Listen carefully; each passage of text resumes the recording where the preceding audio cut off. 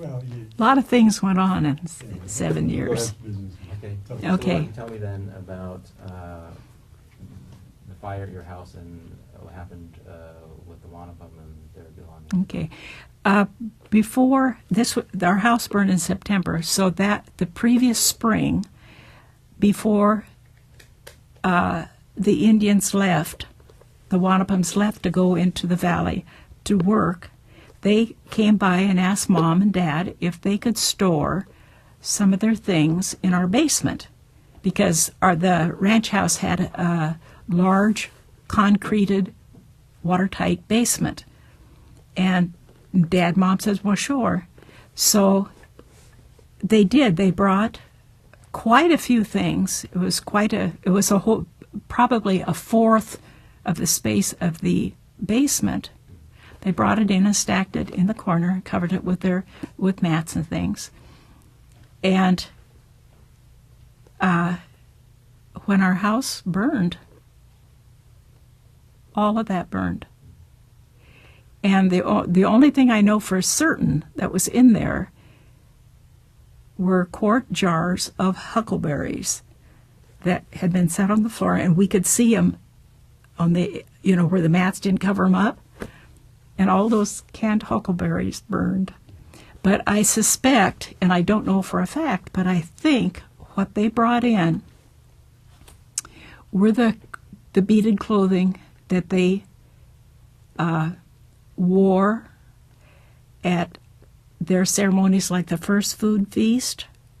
And when we were invited, one of the first several years we were there, we were invited to that feast, and Mother and Dad took us kids.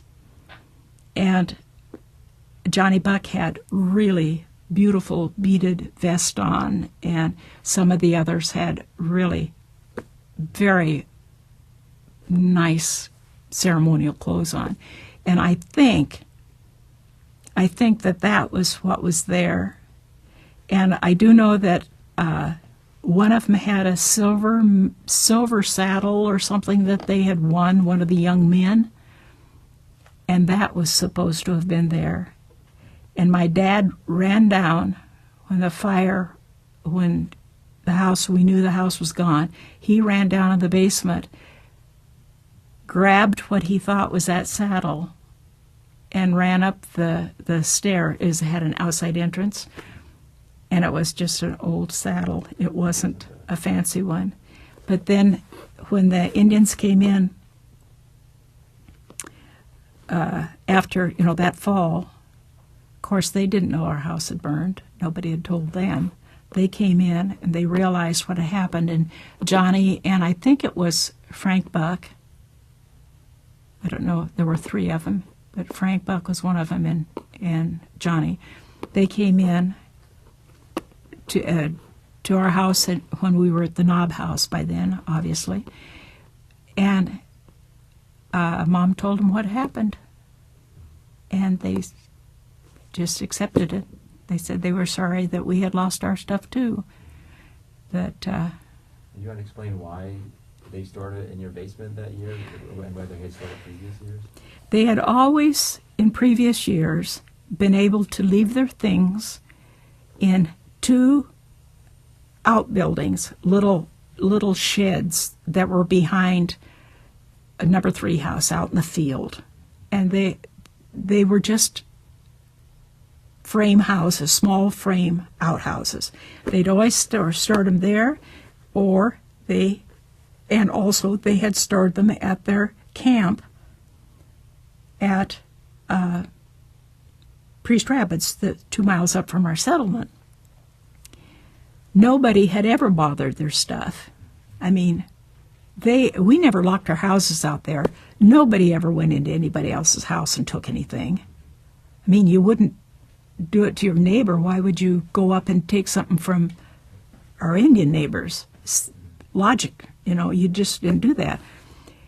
But by this time, there were a lot of people that would come up, drive up, just sightseeing and stuff, that worked on the Manhattan Project. And the Indians didn't feel like their stuff was safe anymore. So they put them, they could tell that things had been gotten into and so on and previously, and so they asked if we would keep it for them. And Mom, of course, said yes.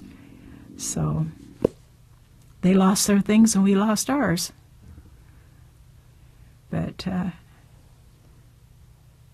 I've never, I don't know. I'm sure that Lester Umtuck would know what was stored away because he was a kid at that time. I don't know if any of the others lived at Priest Rapids during that period of time. I'm sure someone does. Someone would remember. Certainly that impacted the Hanford site, I guess. Yeah.